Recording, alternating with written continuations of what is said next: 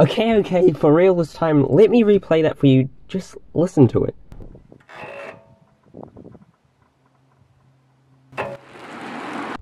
Yo, what on earth does that sound like? You'd expect that from like a 30-year-old Hyundai or something. We're not a brand new blimmin' Tesla. Much grave disappointment experienced then. So then lads, we're back at it again with another video. I hope you're enjoying your day.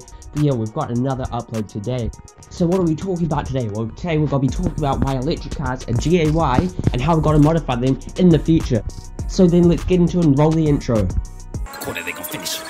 Yeah, I'm on call with a hit or two. No small talk, me and Mr. News pull up with a flex on the ball at the back. So then the future, electric cars. Now some people are skeptical and say that hydrogen's the way forward. There's this thing, and it's called physics, and hydrogen cars really love blowing up. Not the best thing in the world, if I'm honest. So then, so far, it looks like we're stuck with electric cars, unless some miracle happens, we get something else. Kind of a bummer, but let's see what we can do about it. So then, as you'll already be aware, electric cars are very fast off the line. Stuff like the Tesla Model S P100D does 0 to 100 in 2.4 seconds. That's crazy. It's a car that weighs well over 2 tons and it does it that quick. Imagine what the two-seat sports cars are going to be like. They're going to be so fast. But then, I've been in a Tesla. I've been in the Tesla Model S P90D.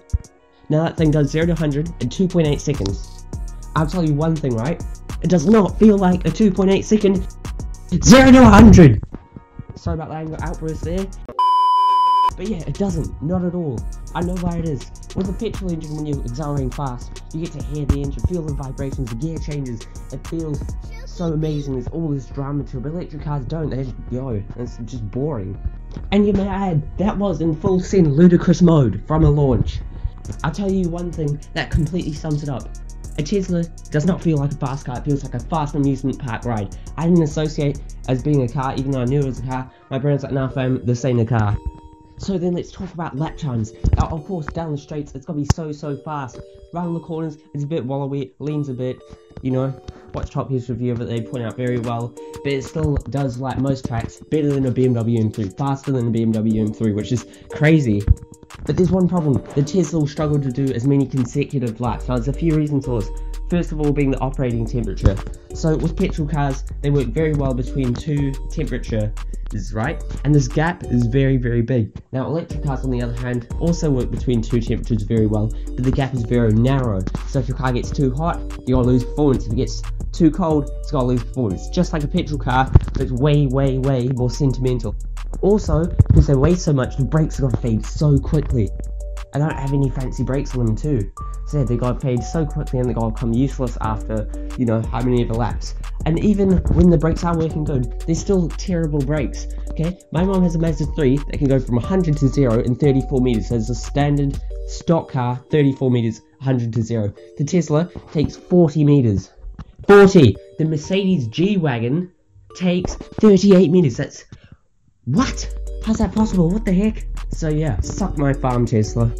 So then, obviously the main reason is that they're just not fun to drive. You'll know this, of course, but there's no steering feel, there's no brake feel, all the communication is dead, and there's not even gear changes. Like, I'm not even complaining about not having a manual at this point. I'm complaining that it doesn't even change gears full stop. You don't get that sort of jolt as you change very aggressively, which adds to all that drama. It doesn't have, and nor does it have the engine noise to tell it how hard the engine's working, you know, where it's at. So then, boo-hoo. But then, how are we going to modify our electric cars in the future? Well, of course, first of all, we can start with, you know, stuff that we can always do. You know, your brakes, your suspension, roll bars, control arms, and all that other stuff. And then, of course, we can do the aesthetics, just like normal lights, body kits, wheels, tires, side skirts, bonnets, spoilers, and all that. And then we can still do the interior mods, you know, weight reduction, seats, steering wheel, and all. But then we've got no engine mods, unfortunately. But the hope is that we can tune them, because Tesla recently released an update for their Model 3 performances, and they gained 20% more power. 20% from a software update. So I guess it does give you hope, but do you really want to be installing updates, not installing, you know, a big intercooler or something? So yeah, so we can still do handling mods, interior mods, exterior mods, just not our famed engine mods, which is rather a shame, but it's what we've got to live with, isn't it?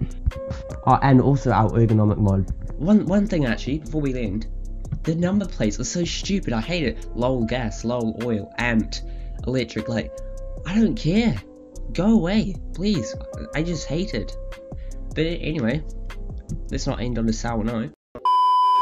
So then, Sollies, we are completely done with this video. I hope you enjoyed. If you did, drop a like and subscribe if you want to see more content by me. Comment what you thought. Do you like Teslas?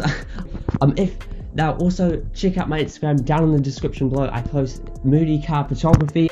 If you have any video ideas or videos you want to see, drop them in the comments or message me on Instagram. I'll be happy to make them. So yeah, I appreciate you watching. Thanks for your time. Hope you have a good day and see you next time.